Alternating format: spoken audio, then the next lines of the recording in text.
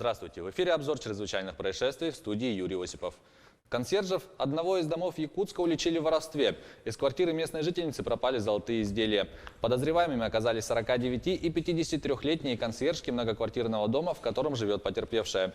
Заявительница живет вместе с братом. Ключи от квартиры женщина по привычке оставила в ящике рядом с консьержной комнатой. Этим и воспользовались консьержки дома, которые в этот день выпивали.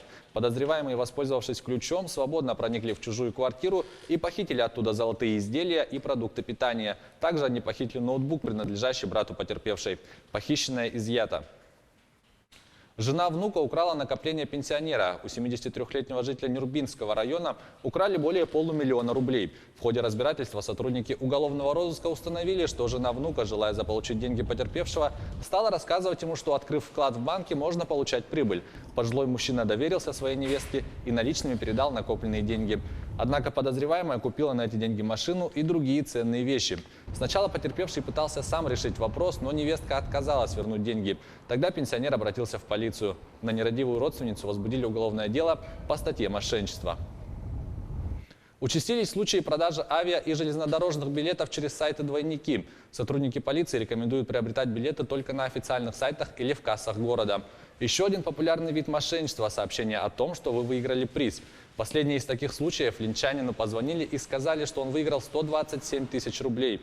Но для получения выигрыша мошенники запросили информацию о банковской карте, которую никому сообщать нельзя.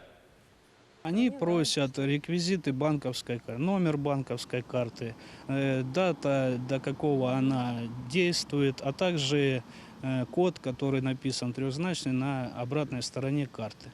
Данные реквизиты никому сообщать нельзя. Также в социальной сети Instagram сейчас множество открыто магазинов, которые предлагают большие скидки. Люди смотрят на это и покупают, делают онлайн-заказы. В итоге, опять же, лишаются своих денег, а товар, который они заказывали, они не получают. Два молодых человека решили отдохнуть, но ничего с собой не взяли. Они решили проблему просто – украли все необходимое. Ранее судимые 19-летний и 20-летний жители города Нерюнгри решили отдохнуть на водохранилище, расположенном в поселке Серебряный Бор. Однако необходимых принадлежностей под рукой не оказалось. Тогда они решили похитить все необходимое в одной из дач, расположенной неподалеку. Воспользовавшись отсутствием хозяев, подозреваемые проникли в дом и похитили оттуда посуду, музыкальную колонку и шуруповерт. В настоящее время похищенное имущество изъято и возвращено владельцу, а молодые люди продолжают свой отдых в изоляторе временного содержания. 16-летнюю девушку обвиняют в ложном донесении об изнасиловании. Молодая жительница Тампонского района 2 июля обратилась к следователям и сообщила, что 3 днями ранее 22-летний знакомый изнасиловал ее в помещении заброшенного дома. Заявительница просила возбудить в отношении него уголовное дело. Следователи начали проверку и выяснили, что события преступления отсутствуют. Девушка призналась в совершении ложного доноса. Причиной стала обида. Мужчина отказался вступить в серьезные отношения из-за ее несовершеннолетнего возраста. Десятки погибших в результате пожара на студии аниме в Осаке. Приоритетная версия следствия – умышленный поджог. Подробности в репортаже Романа Чурикова. «Это настолько ужасно, что я не могу выразить словами», написал в Твиттер премьер-министр Японии Синдзо Абе. В стране, известной своим низким уровнем преступности, по меньшей мере 23 человека, вероятно, стали жертвами поджога. Пожарные города Киото приехали по вызову в 10:30 утра по местному времени. Оказалось, что горит здание мультипликационной студии Kyoto Animation.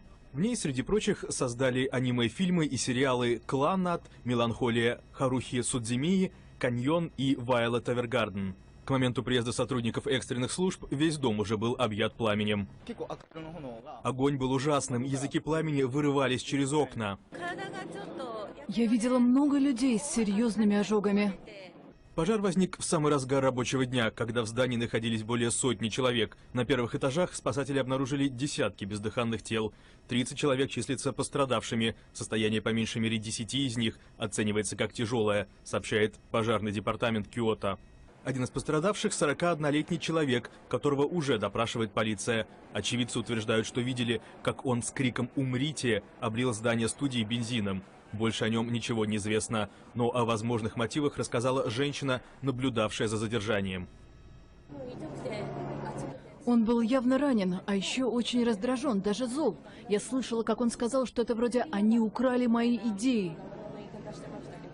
Если виновность этого человека подтвердится, то происшествие в Киото станет самым смертоносным поджогом в новейшей истории Японии. 11 лет назад в Осаке при похожих обстоятельствах погибли 16 человек. Поджигатели приговорили к казни. Это была рубрика «Чрезвычайные происшествия». Берегите себя.